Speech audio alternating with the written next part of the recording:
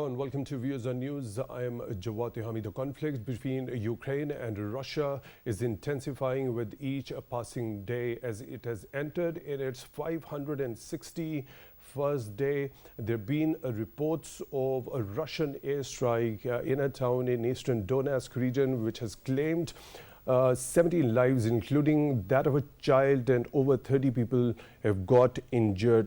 The Ukrainian President Volodymyr Zelensky has termed this particular attack as heinous. Also, this attack has been condemned by the United Nations, the European Union, as well as the White House.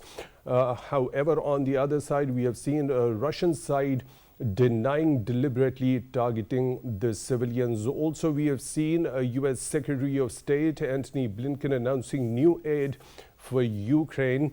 And during his visit to Kyiv, the new aid would include HIMARS missile launch systems, Javelin anti-tank weapons, and Abrams tanks. Also, the Pentagon has said that it would also send depleted uranium ammunition to Ukraine. Secretary Blinken saying this new aid to Ukraine will help sustain the counter-offensive and also build new momentum. There has been a response by the Russian side regarding this new aid, as well as US's plan of supplying the depleted uranium to Ukraine.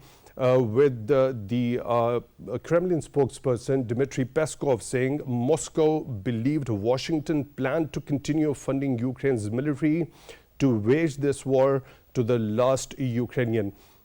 Earlier, we saw the UK also supplying depleted uranium ammunition to Ukraine, to which Russia responded by announcing to deploy tactical nuclear weapons in the neighboring Belarus. Also, on one side, we see that Ukrainian side is claiming to have retaken around 47 square kilometers of area in Bakhmut in Donetsk region. On the other side, we see Russian President Vladimir Putin saying that Ukrainian counteroffensive has failed.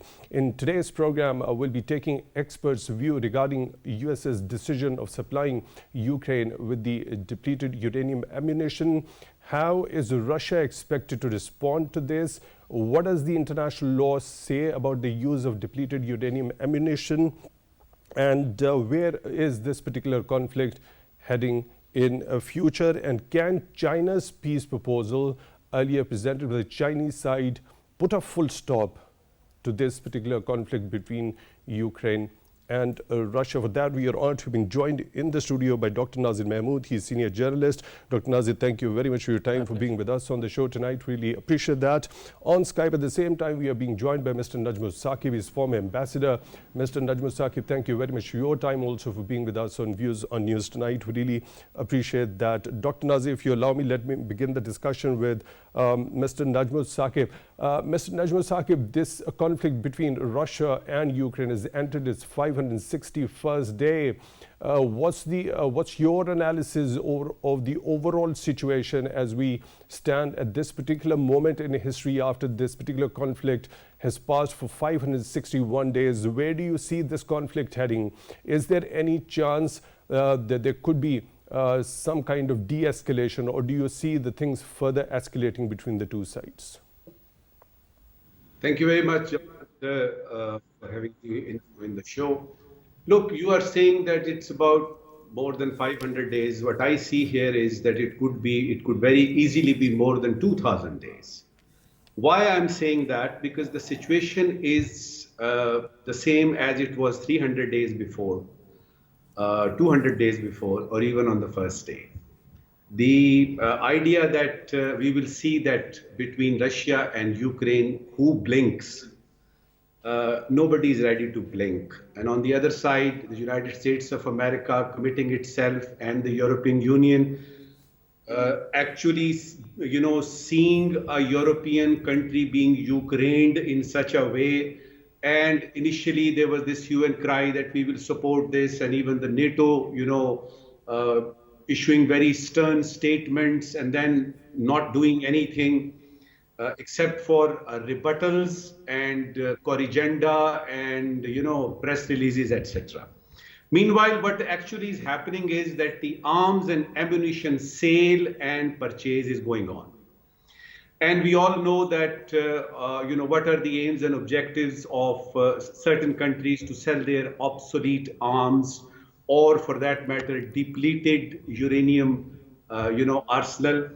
I wonder why Moscow is objecting to this particular part, that if Moscow is saying that the United States of America, and for that matter the UK, are supplying to Ukraine the depleted. Depleted has two meanings, Jawad. One is that it is obsolete. The other is that it is still uranium but faulty. So if the West is providing certain arms and Russia is objecting, it's okay. Naturally, they will say that don't do it because we can also react and retaliate. But this particular part, depleted, I still, trying to figure out what does it actually imply. So maybe during the discussion that we have started, we'll be able to figure out what does it mean actually in terms of the, technical term depleted. The things stand as such. There are drone attacks. Mr. Najm Saqib, I really seek your partner for the interjection of here. When you say that it's obsolete, what do you mean by that? Obsolete means out. Look, we saw it in Iran and Iraq war.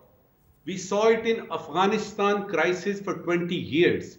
The provision of arms and ammunition by big, companies, normally they shed all this, off their shoulders, all those arms which are not, updated or which are not usable as such in the new market. So what you do is you try to supply, all those arms and ammunitions which are not going to be used by you, or which are not sellable in the hot market. So what do? In a war situation like this, you try to get rid of that and get some money in return. My thing, let me conclude it here, that drones are, each side is claiming that their cities are being, targeted and attacked, etc. The breaking news for me, I'm having a close look at what is happening in, the Ukraine war for the last over 500 days. For me, the breaking news is that Stoltenberg, the NATO chief, it has said that there is no intentional, targeting of Romanian soil by the Russian drone attack. Now, the Romanian authorities are saying that the wreckage that they have found in on their soil is, indicative of the fact that we are going to be attacked also. So my question to you and to your, lakhs of viewers and your panelists is actually the war in Ukraine going to expand? Is it an indication? Because the word intentional is, I think, used intentionally by the NATO chief, because they want to actually believe that it is not going beyond Ukraine and it is going to stay within the boundaries of Ukraine. I think that it is an indication from Moscow, because the use of chemical weapons or, taking the war a bit, one notch or two notches above and using some dangerous ammunition, I think NATO is also waiting for Russia and Russia is waiting for NATO, etc. But in the meantime, this is the breaking news that this war may expand in the days and weeks and months to come. And that is what my worry as a student of political science and as a student of international relations, because this could very well be the beginning of a full-fledged war which not only encompasses Central Asia, Europe, but beyond. Right, let me bring in Dr. Naazir Mahmood into the discussion also. Dr. Naazir, what's your understanding of the Russia's objections regarding the supply of the depleted uranium ammunition? Firstly, we saw the UK supplying that one in March, and now the US also deciding the same. Right. Let me first try to clarify what depleted uranium weapon means here. actually Ukraine is using two very strong tanks. If you look at the list of 5 strongest tanks in the world, Abraham M1 Abraham tank comes at the second place. First is Leopard of Germany. So, Abraham tank is number 2 in strength in the world, and the second type of tank they are using is Challenger 2 from UK. Now, that Challenger 2 is at the 4th place in terms of strength. Now, Russian tank is Armata, which is at the 5th rank. So, Ukraine is right now using these 2 types of tanks, which are the strongest, 2 of the 5 strongest tanks, number 1. Number 2, these tanks use shells, as we know. Now, these weapons, the shells we mean, these shells are made of the metal, which is a byproduct of the uranium that comes from the uranium enrichment process. Right. So, it has nothing to do here, depleted does not mean out of date or out of use or things like that. It is the byproduct of the uranium enrichment process. Now, that metal is very strong, very sharp, and when it is used at the tip of the shell, it can penetrate even the strongest tank that Russia has, that is Armata, which is the 5th in terms of strength. So, this is the mechanism, what we mean by depleted. The process of depletion is, the word depletion here means from the process of uranium enrichment. And it is a byproduct of that. It is the byproduct of that process. It is a very, very strong metal which can penetrate tank that Russia has, Armata tank that Russia has right now. So, this is one. Number 2, these shells made with uranium, depleted uranium, are not new. They were developed in 1970s. And after 1970s, both Russia and UK have used them. In Gulf War, 1990s, first Gulf War they used it, second Gulf War they used it. So, this is not something new. Now, there are 2 theories about whether it should be allowed or not. Of course, Russia is saying that this is uranium, and this is like launching a nuclear war, because uranium is used in nuclear weapon production. So, this is Russian version. American and UK version is that it has no radiation in it. So, it is wrong to assume that it will radiate anything. There will be no radiation. United Nations studies, UN has conducted a couple of studies, and they have given mixed results. But majority of those studies say that the claim that it has no radiation is right. But anyway, it is depleted uranium. So, Russian objection that it will have radiation and it is like a uranium war probably seems out of place to me, because these are not new weapons. They have been used, but Russian objection in the sense that both UK and USA are prompting and supporting Ukraine. So, Russian objection in that, because Russia is the major partner there, the warring faction. So, that objection stands there, because Russia does not want these Western countries to help Ukraine, right. So, this is one. Number 2, I think that the war does not stand where it stood on the very first day. A lot has happened in those 560 days now. Number 1, Russia wanted initially, probably expected, as we remember, 560 days back when they invaded, within a couple of weeks probably Russia expected that they would occupy Kiev, the capital of Ukraine, and the war would be over. They expected that, just like US invaded Afghanistan, occupied Kabul, installed their regime, invaded Iraq, occupied Baghdad, installed. So, probably that was the Russian plan, but that did not happen. Number 1, there was strong resistance from the local people, and Ukraine did not prove to be a piece of cake for Russia. So, then we know that after a couple of months, Russia had to, because then Russia also suffered major losses. So, there were 2 major changes in the strategy. First change was that they stopped trying to occupy Kiev, and they concentrated more on the borderline. And they have occupied the major Donbass region that consists of Donetsk, a major city, and then Luhansk, and Crimea was already under their control. So their strategy was just to occupy the Russian majority area bordering Russia. This is one. And second change in strategy was they brought in, rather than sending their own army, they brought in Wagner group, mercenary group. Now, why did they use mercenary group? Probably they learned it, Russia learned it from America itself, because America also has been using contractors.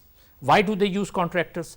If you use your regular army, your people die, your soldiers die. And when your soldiers die, there is an outcry from the people that our people are dying, our soldiers are dying, this is not right, as it happened in America and all. And then when those people die of mercenary, or the contractors die, they simply say that these are the contractors who die. So that is one reason, just to blunt the public reaction. So what was Wagner? Wagner was created by Russian state support. It was not something out of the blue which came up. It was created in 2010, it was created, and Russian support was there. So probably they were building up this proxy force. In the case of war, they could use it, and that's what they did. And then there was revolt also, the rest is history. Okay, so talking about these depleted uranium shells, right? You already said that a number of studies by the UN suggest that there is no element of radiation there. But there are also reports and studies which allude to the fact that they have got the environmental impact. Oh, yes. Right? Yes. So in that sort of a scenario, is it... is there any sort of a sanction under international law that prohibits the use of such? Well, because weapons? The situation is, number one, ambiguous. Number two, it's not as crystal clear as the use of chemical weapons, because international law is very clear about the use of chemical weapons. They don't allow chemical weapons. But since the use of this particular depleted uranium shell has been limited, and then the studies are also mixed, so there is no, to my knowledge, there is no specific sanction or ban or any UN treaty which forbids the use of these shells. So as far as I know, maybe there is. I am not an expert on international law. Right. Let me go to Mr. Najm Saqib. Mr. Najm Saqib, what's your understanding of what does the international law say about the use of these depleted uranium ammunitions? I think to talk about the uranium enrichment and these depleted, thing, we have to go to some kind of an expert who actually knows that the lower, contents of the fissile isotopes, that is what the depleted uranium is all about. But your program is not actually, to actually figure out what are the scientific and the, technicalities involved in, because we are not here to understand all these things which are used by depleted. A person like me, who has no knowledge of all these atomic things and isotopes and, fissures and atoms and protons, neutrons, etc. For me, depleted meant something which I said that, it could mean this and it could mean this. And once again, so is there any sort of a regulation in the international law regarding the use of them? Jawad, that to me, the lower content, I repeat, the lower content of the fissile isotopes is actually the depleted uranium. Now, coming to your question, I think we have heard it many times since our childhood that everything is fair in war and love. I have no idea why the West would, say, or especially the United States of America or UK, that why Russia is doing it, or for that matter, Moscow, objecting to whatever kind of ammunition and arms that Ukraine could get or is getting. Because it's a war. We are not talking about a diplomatic parley in which two sides are sitting across the table and they are talking about the horrendous effects of a full-fledged war. It is an actual full-fledged war. And to say that, they should not do it and we should keep on doing it, these are all political, gimmicks. To me, the war is going on, and the battle lines have already been drawn very specifically and very clearly, and Russia, keeping that old Soviet Union, the grand Soviet Union in mind, after taking Crimea, for instance, and after having sort of control of Belarus, etc., Ukraine is the next target. And we know that it was NATO which started all this, that we are going to, place our jets in Ukraine, and we are going to, bring Ukraine in the fold of EU, etc., and NATO, etc. All that, those discussions are still there.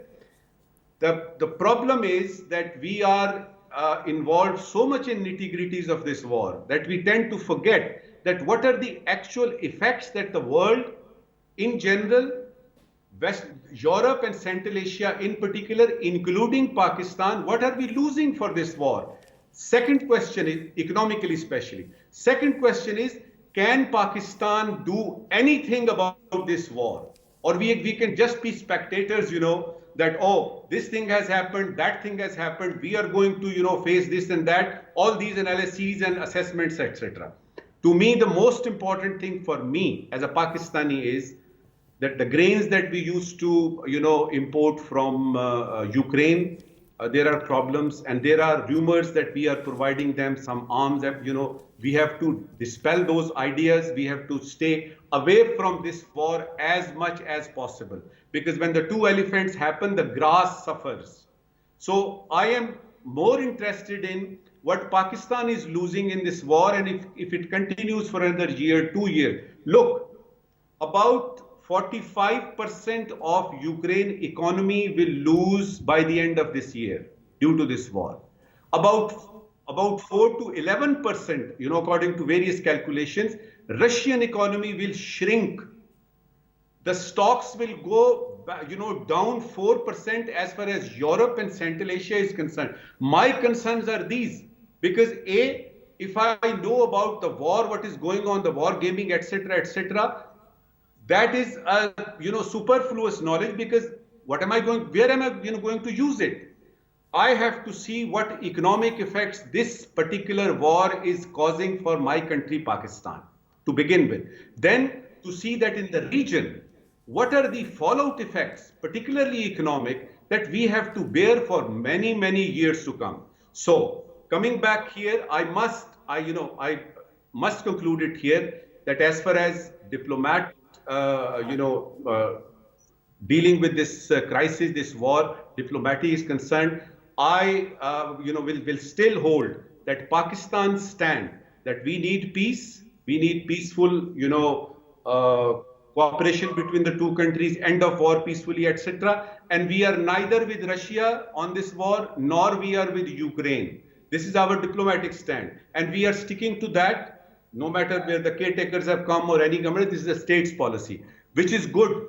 And India has also done that, which is also good for them. But for me, Pakistan's stand as far as Ukraine war is concerned should continue. We have got nothing to do with this war as such. We don't have to take sides, because taking sides means that you are making a new enemy, which we can't afford right now.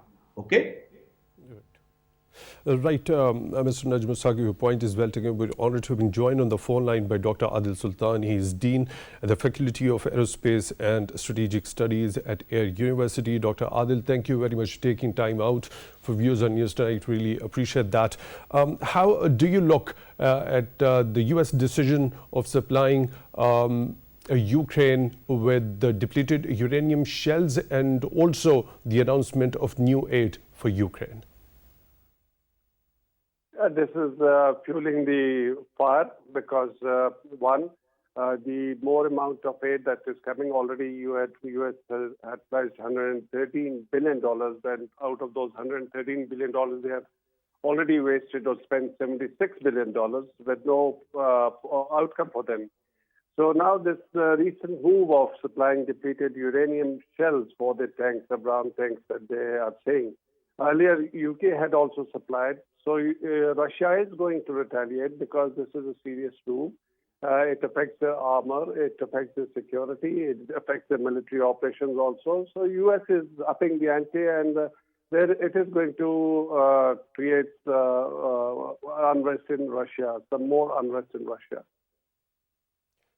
Right. So how do you expect the Russian side to be responding to this? Earlier we saw that when UK supplied Ukraine with this sort of an ammunition, it announced of deploying the tactical nuclear weapons in Belarus. How this time around do you expect it to respond? This is going to escalate the crisis, and I see this as more turning towards U.S. domestic politics also. Sorry. U.S. domestic politics also, because this narrative or this from the United States side, if you see debate which is happening right now in the United States between Republicans and Democrats also, so there is a good amount of polity in the United States who are now sensing this, that there is no end to this war. They're not going to win this. But as all major issues, they turn to U.S. or they have some reference to U.S. domestic politics also. So I think this Ukraine war, the outcome or the end, probably it would be more affected by what happens within the United States in their domestic politics between Republican and the Democrats. Right. So is there any sort of a regulation under international law when it comes to the use of these sort of ammunitions, the depleted uranium? Depleted uranium per se are not banned weapons. They are not nuclear weapons. They don't create that kind of fission reaction. They are not actually nuclear weapons. But definitely these are depleted uranium. These are extracted from the enriched uranium, which is otherwise used for the nuclear weapons. And they give advantage to the users because it increases penetration and also the impact, especially against the armor. Otherwise, the countries who have these weapons, they're careful in not supplying these weapons in the open market. They are to an extent regulated, but they're not banned as such. So they're not something like nuclear weapons. Right, there are, Dr. Adil Sultan, there are also reports when the Russian Foreign Ministry has said that Moscow will view any move. There are reports of the return of the US nuclear weapons to the UK, and Russians responding to it as an escalation and will respond with the countermeasures. So by looking at these reports, the return of nuclear weapons from the US to the UK, do you think there are high chances of this particular conflict turning into a nuclear conflict? I don't see for now this conflict turning into a nuclear conflict. Both sides are provoking each other, but they also know their own limitations and the limitations of the other side. This is mostly war of the words or narratives, and they are careful while they are escalating in their actions. So United States is accusing Russia of doing something which is against the humanity. Russia is accusing United States playing politics and destroying Ukraine for their own domestic politics or for their own global design.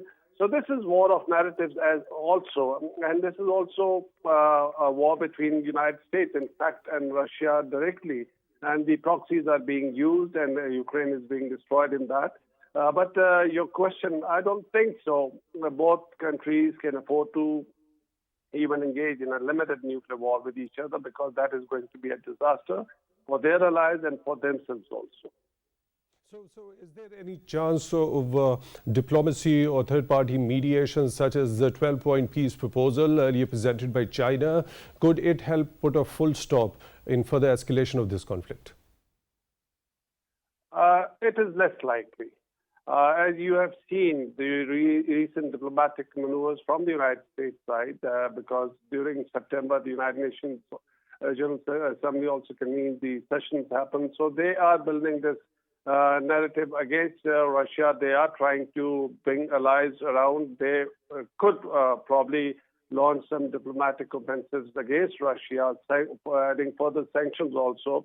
As you must have heard that they are accusing Russia of buying some weapons from North Korea also. So that's also a kind of a justification to put more restrictions or sanctions on North Korea and Russia also. So at the moment, I don't think so, because again, I refer back to U.S. domestic politics. Now, this issue of Ukraine is polarizing their domestic politics between Republicans and Democrats. And between Republicans also, there are two groups. So whatever is happening in Ukraine or will happen in Ukraine, probably that would be decided what happens in the U.S. election next, or how the next candidate, presidential candidates, they take up positions. So they are essentially playing politics on Ukraine war, essentially for their own domestic politics. So that's one of the major considerations that has started to emerge now. Writer Dr. Adil Sultan, Dean at the Faculty of Aerospace and Strategic Studies at Air University. Thank you very much for joining us at Views on News tonight. Really appreciate that. Dr. Naazir, when we talk about the depleted uranium shells, you mentioned there is no element of radiation, but what about the reports of returning of the nuclear weapons from US to UK, to which Russia has responded by saying that it will take appropriate countermeasures? So don't you think if that happens, the return of nuclear weapons from the US to UK, it would further escalate and would increase the chances of turning this conflict into a nuclear conflict? These are countermeasures, I think, uncalled for, this US action. Though overall I think that Russia is more responsible for this entire episode, because Russia invaded Ukraine, not Ukraine invaded Russia. But having said that, this step by US to return the nuclear weapons to UK, I think, is uncalled for. They shouldn't have done it. As a result, what would happen, as Russia has mentioned, that they would have their own mechanism. And what would be that mechanism? The only country that is allied to Russia in that region is Belarus. Now, we have to keep in mind also that all other countries, because when Soviet Union was there were Baltic states, Latvia, Lithuania, Estonia, Moldova, Ukraine, all these were part of the Soviet Union. But Baltic states also became part of NATO. Former Warsaw Pact countries like Romania and Bulgaria, they also became part of NATO. Only Belarus remained as an ally of the Russian Federation. Now, these two countries both have continued with their what I call dictatorships, because now Belarus, Lukashenko, the president of Belarus, is called the last dictator of Europe now. He has been ruling for 30 years. In Russia, Putin has been ruling for 25 years. Now, what that shows that, you know, these first of all, they do not have representative governments. If they hold fair and free elections, I don't think that in any country for 30 years one president can rule, or Putin could rule for 25 years. So democratic institutions are not there. Putin's own popularity was going down, that's why he invaded and all. So this step by Russia to install nuclear weapons there in Belarus will further aggravate the situation. Though I agree that there is no chance of a nuclear war, because the last time they came closer to the nuclear war was in 1961 during Cuban missile crisis. Now it has been over 60 years now. So I don't think that any country, Russia or Russia or European Union or US, will go to that extent. So what next then? If there is no nuclear war, what next? What would happen? Or coming back to your question, that will there be any diplomatic solution to this? I don't see. I think this has become a festering wound on the soil of Europe, a festering wound that may last for years to come, at least for as long as Putin and Lukashenko are in power. Why? Because almost 20% of Ukrainian territory is under Russian control now. Naturally, Ukraine would want any peace settlement to include the return of that territory to Ukraine. Naturally speaking, I mean, if you occupy 20% of a country, they want it back. As long as Putin is living or Putin is in power, he wouldn't do this. Why? Because if he does that, the whole exercise of war and invasion would mean nothing. Zero. So what did people would ask? What did you achieve? And he would have no answer to his own people. So he would continue occupation of that 20% of Ukrainian territory for as long as he is in power. That may be another 5 years, maybe another 10 years. So I don't see any diplomatic solution to this problem. And deliberately, I think Putin also wants this to be a prolonged war. Because as I said, that I consider him as a dictator. So when you have a dictator, any war goes in their favor. So if that war prolongs, he will keep inciting nationalist feeling in the country, saying that we are under threat. These are new Nazis. He calls Ukrainians new Nazis. That these are Nazis. So I don't see. If you ask me, Frank, I am it hurts my heart that in Europe, which used to be a peaceful country, peaceful continent, suddenly this festering wound has come up. But I don't see any hope of any diplomatic effort succeeding anytime sooner. Right. Mr. Najm Saqib, what's your understanding and analysis regarding the US move if it returns nuclear weapons to the UK? Won't it further escalate the situation and might turn the conflict into a nuclear one? Jawad, we can keep on assessing, evaluating, prophesying, or just, telling that this will happen, this will not happen. As a diplomat, I have learned, my training is that one has to be very careful when we use the word will or shall or never or always. Having said that, to say that Russia is being ruled by a dictator, and the dictators are doing this and that, and they should stop doing this. I was just wondering that when Iraq was attacked, or when Vietnam War was started, or when the United States, stayed there 20 years in Afghanistan, were there any dictators in Washington ruling America, or they were democratically elected leaders? I think it depends on which side of the table are you sitting. If I see it as, such that if America would not want any change in its backyard, for instance, the entire Latin America, may it be Brazil, Argentina, Nicaragua, Bolivia, Cuba, etc., etc., if they think that this is their backyard and they have to actually safeguard their national interest while keeping all these areas safe because they are in the proximity of the United States boundaries, I think the Russian Federation has the equal right. I think they have the equal right to see what their national interest demands. And when President Putin, actually invaded or ordered its forces to go and, he calls it special operation. When he started this special operation, he was absolutely convinced that it will be done because he knew that the entire trade with, Western Europe, the sanctions, the United States, United Nations Security Council, etc., the stakes were very high. And I must tell you and your viewers that when it comes to Russia, they are very good chess players.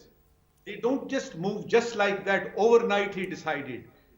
To me, if I have studied, I have served in Azerbaijan for my posting there. I have a little knowledge about the Russian thinking, how they think. They don't move even a pawn unless and until they know that the next 16 moves, how are they going to go about it? So all the losses that Russian economy and Russian reputation and Russian, goodwill is suffering right now, it was calculated. And the mere fact that Putin is not blinking, even if in the face of, economic losses and goodwill losses, etc., that tells me that this war is likely to continue until and unless Russian Federation achieves its stated goals. This much I can say about the continuation of the war, that this will continue. Because in return, what does Russia want? Russia wants a compliant Ukraine. When West asks them to join NATO, it should say no, like Belarus. Russia wants it, as a compliant state, adjacent to its, boundaries. And by the way, Ukraine is to Russia as Kashmir was to Nehru.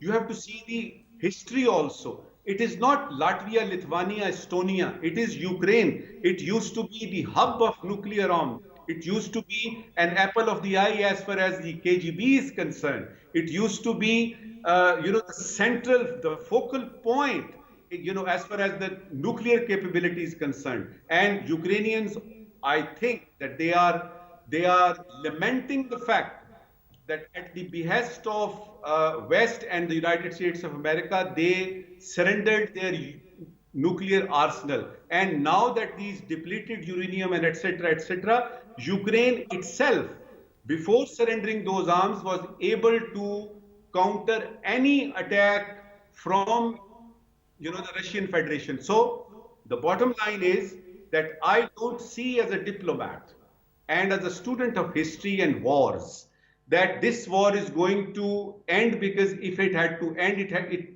might have ended. Russia has calculated, unless its objectives are achieved. And secondly, as there is a widely believed perception that it is a war between the United States of America and the Russian Federation, and the United States of America has certain aims and objectives, proxy war, etc., ammunition and sale of arms, etc. Both these are interconnected. Until and unless Russia achieves, or the United States of America says enough is enough. As far as actual nuclear war is concerned, my wisdom tells me it is an impossibility, because this kind of war, is self-destructive. You cannot afford that. It has to be the conventional war. And I'm looking at this war escalating step by step, going towards a full-fledged war in which actual missiles are, actual war in which there is no target. You just have to destroy your enemy. By the way, I will tell you again and your viewers that the breaking news for me is this war going to expand? Is it going to Romania now?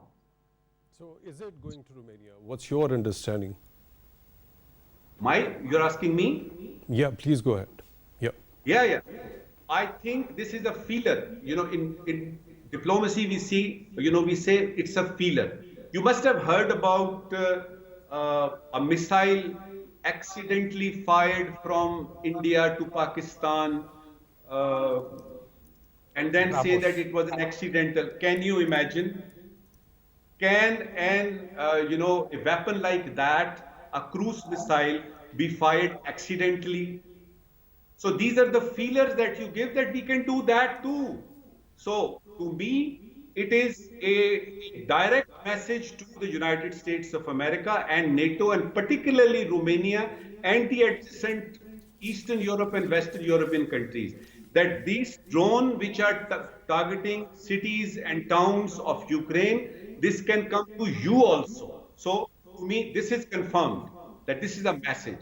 Now, would it or would it not expand to Romania and other European countries? That depends on the intensity of war and the respective stances and these depleted arms, etc.